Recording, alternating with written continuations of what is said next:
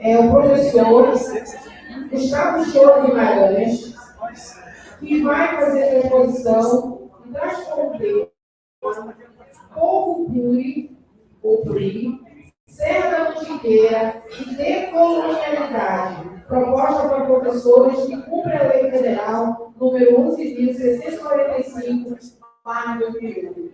Professor Gustavo, a palavra é sua.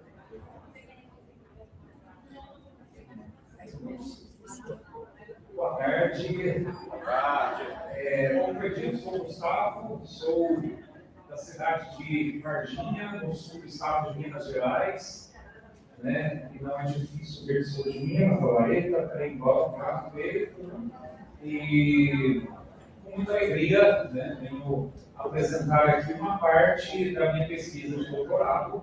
Eu que faço doutorado em Ciência da Educação também, mas pela instituição Universidade do Sol em Cidade Leste. E aqui trago o título Povo Puri, Serra da Mantiqueira e Decolonialidade, propostas para professores cumprirem a Lei Federal 11.645. Essa lei de 2008 estabelece como obrigatório o ensino de histórias e culturas indígenas nas escolas. Não é opcional, não é para uma ou outra modalidade, é para toda a educação básica. E então, quando fiz o meu mestrado, a grande questão ali era até que ponto os professores conhecem a história indígena do nosso país, ou no meu caso, eu trabalhei mais com a região sul de Minas, onde fica a Serra da Mantiqueira. E, como eu já imaginava, a pesquisa mostrou que todos os professores que eu entrevistei demonstraram não conhecer ou conhecer pouquíssimo a história indígena do Brasil em geral e menos ainda a história indígena da região sul de Minas Gerais. Porque eu trabalho também com a questão da regionalidade. O artigo 26 da LPB fala que o currículo deve contemplar o caráter de regionalidade da realidade ali do aluno. Então, não é só ensinar português, história, geografia, etc., mas trazer aquilo também para a realidade regional do aluno. Então, por isso, a minha pesquisa, já que eu moro no sul de Minas, então, e como historiador que sou, pesquiso a presença indígena no sul de Minas já há 11 anos, do ponto de vista histórico e arqueológico, e aí no mestrado. E agora, no doutorado, levo também para o aspecto pedagógico, o ensino dessa história indígena, instrumentalizando o professor com dados históricos e arqueológicos que possibilitem um ensino que não só cumpra, claro, não só cumpra a lei, vou ensinar só para cumprir a lei, não, mas que realmente reflita a diversidade cultural, a diversidade social na formação do povo brasileiro. Aí aqui eu situo a Serra da Mantiqueira, a Serra faz divisa entre os estados de Minas Gerais, São Paulo e Rio de Janeiro. O meu foco da pesquisa é o lado mineiro da Serra. Pode passar. Como fundamentação teórica, eu vou trabalhar a princípio, com o conceito de decolonialidade em Maldonado Torres, Nelson Maldonado Torres, que trabalha a decolonialidade como o combate a uma lógica de colonialismo, só um colonialismo que vai além das colônias formais. Então, o colonialismo em Maldonado Torres é pensado não só como colonização territorial, mas também colonização de mentes, uma colonização epistêmica, simbólica. Então, a decolonialidade seria o combate a essa lógica. Então, como o colonialismo em Maldonado Torres é tratado como uma desumanização, então a decolonialidade é tratada como humanização daqueles que historicamente foram vilipendiados, violentados e expulsos, mortos, sofreram todo tipo de violência nos últimos 500 anos. Também não tem foco. E depois, como foco aqui é o povo Curi, que é um povo indígena que vive nos 4 estados do sudeste do Brasil. Pelo último censo, o censo de 2022, se não me falha a memória, em torno de 700 pessoas se declararam Curis.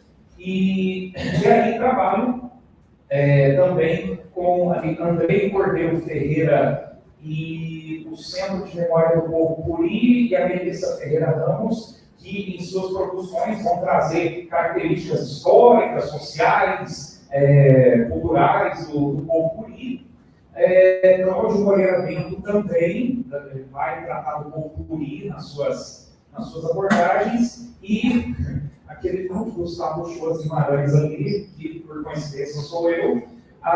Eu também já tenho algumas produções sobre história indígena na região, né? Já alguns livros, artigos, na minha dissertação de mestrado, então já são aí 11 anos de pesquisa e produções que me permitem usar como base também para a minha pesquisa de doutorado. Pode passar.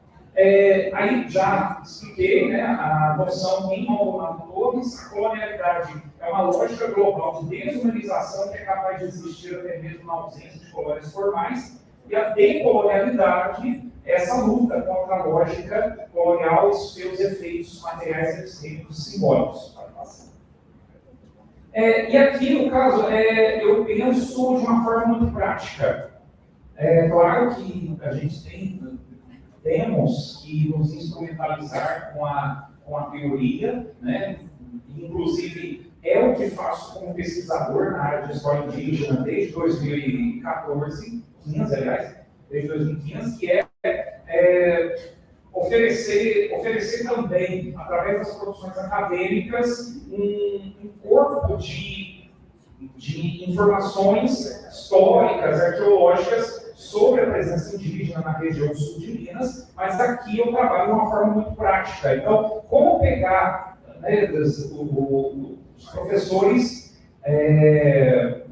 através de formação, que é uma coisa também que em algumas produções minhas eu venho destacando e tento promover também na minha região, não é só produção, né? Claro, eu tenho também conversado com secretários de educação, tenho conversado com pessoas na minha região que me oportunizem também levar para os professores uma formação sobre o história indígena na região, que realmente possibilite depois essas práticas. Então, aqui eu sugiro apenas algumas práticas que podem ser realizadas. Claro, se você pensar, por exemplo, na sua região, nós temos aqui pessoas de várias regiões do Brasil, é possível também você levantar dados históricos, o que já tem produzido sobre a presença indígena na sua região e como que isso pode ser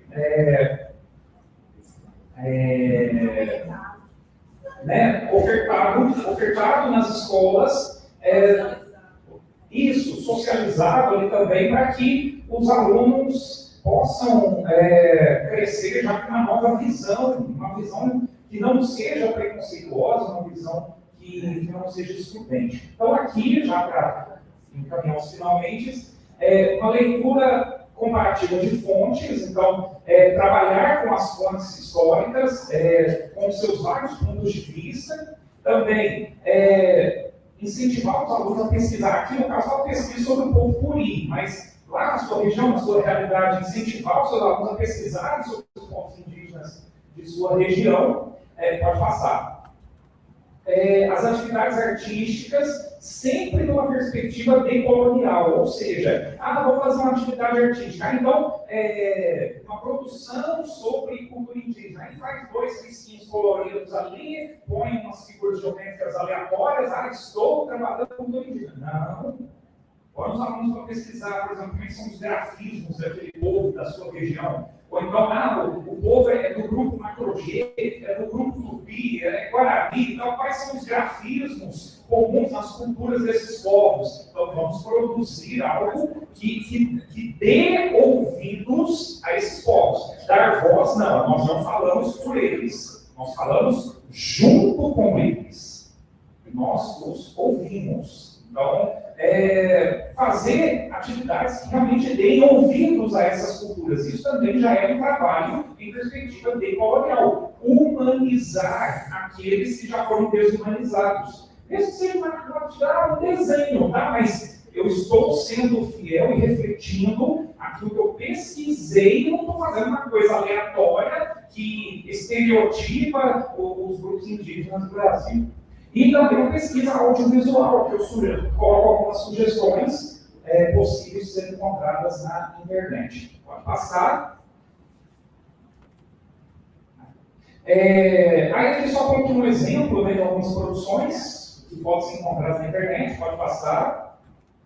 Então, as propostas pensam o cumprimento da lei de maneira prática, contextualizada na realidade da região, e ao encontro das raízes históricas, sociais e culturais dos alunos. Pode passar, por fim, aqui as referências bibliográficas, tudo que eu falei aqui, coloquei onde depois, eu não sei se esses trabalhos, essas apresentações todas serão socializados com os alunos.